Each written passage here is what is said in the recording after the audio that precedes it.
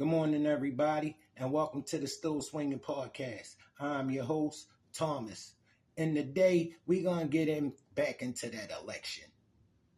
Because, I'm not feeling what I'm seeing from black women to black men right now about Kamala Harris. I'm really not. I don't know what all the disrespect is rooted in, and y'all hope we pass and the police do this to us and do that to us and y'all ain't coming out. Let's hop into a clip real quick and I'll get back to my commentary. But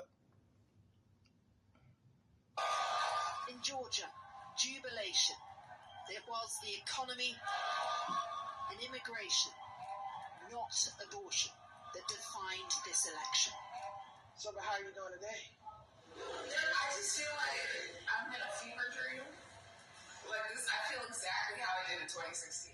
In Atlanta, Democrats are crestfallen. Are you surprised she didn't do better with female voters? The disparity for the results is shocking for sure. I think that's the most shocking part of it. Just how much more we needed to have gotten her elected. Kamala Harris took a risk putting reproductive rights at the top of her agenda. It didn't deliver. Yes, there were some wins, restrictive abortion bans undone in 7 states, but activists feel abandoned. I feel let down, honestly, by, first and foremost, white women voters in this country.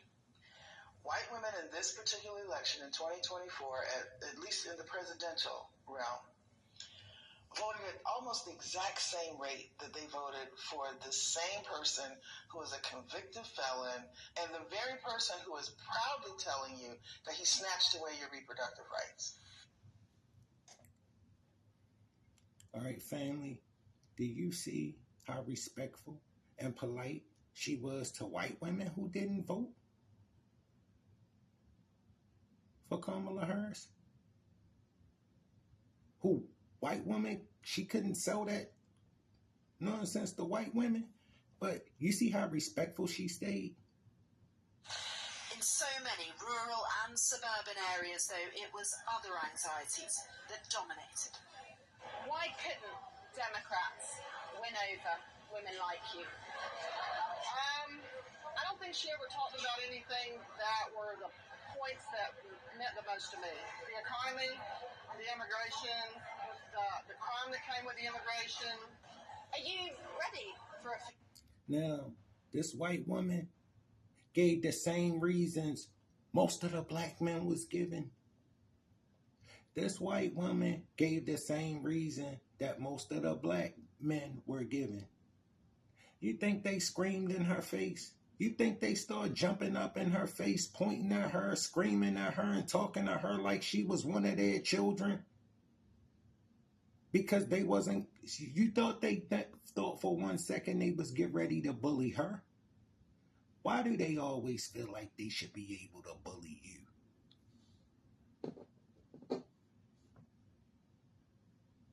female president? A woman who served at a high rank in the military might very well make a good president. But a woman who's been a prosecutor in a very left state, I don't think so. The gender gap did play out in the election results. Women did favour Kamala Harris, but not nearly enough to cement her victory. She needed an earthquake. She got a rumble, one arguably eclipsed by the noisy sound of young men. Got eclipsed by the noisy sound of young men. Give yourselves a round of applause because you deserve it. Now, look, the level of vitriol and contempt that I'm seeing from black women to black men over this, uncalled for. Uncalled for, ladies. And listen, it's not all of y'all, because I see a lot of y'all on here defending us. More than I ever seen in my life. All right, so shout out to y'all. All right, shout out to y'all, because normally I wouldn't get to say this. but I see it. I'm starting to see it. Like, listen, some of y'all really coming out and standing up for us. All right? Like, look, no, because listen, these feminists, these effinists, they think they run us. They convinced these people up there that they tell us what to do. They convinced them people that we follow them. Oh, for real. You understand? They starting to see that's not the case. See, the thing is, right? They want to bully you. All right? They think that if they come to us and tell us to do something, we need to just do it. It didn't matter that Kamala Harris shouldn't even be the vice president.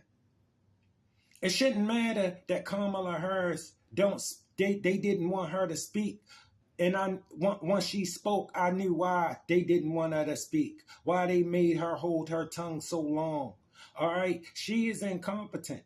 Y'all wanted us to throw all of that to the side and put her in there anyway. So y'all could think y'all got a win for black women, no matter what kind of mess it was going to leave us in. You know, we get so tired of y'all thinking y'all can make a decision like that. We get so tired of y'all thinking because y'all live in y'all feelings and because y'all feelings tell y'all to do something, you should really just do everything. Yo, you thought y'all was going to run that fear in Title 25 and all of that fearmonger and women's rights. Listen, women been fighting for some kind of right forever. All right? It ain't going to stop. But been fighting for some kind of right forever. It ain't going to stop. So why do you think you get to be disrespectful to us like that? Why do you think you could just come to us and say stuff like that whenever we don't agree with you? Because you think you can bully us. You think you can force us. You think we just need to do what you say. Did you lose your mind? Did you lose your mind? Huh? And then y'all come begging us for dick after y'all talk to us like that. Y'all always do that. Y'all go and talk all this trash to us, then y'all come begging us for dick. Man, I had enough of this. Shout out to the ladies who defending us. All right? Look, we wasn't voting for her. We don't want these immigrants here, these illegal immigrants here. We want this economy back. Moving forward. All right? Still swinging out.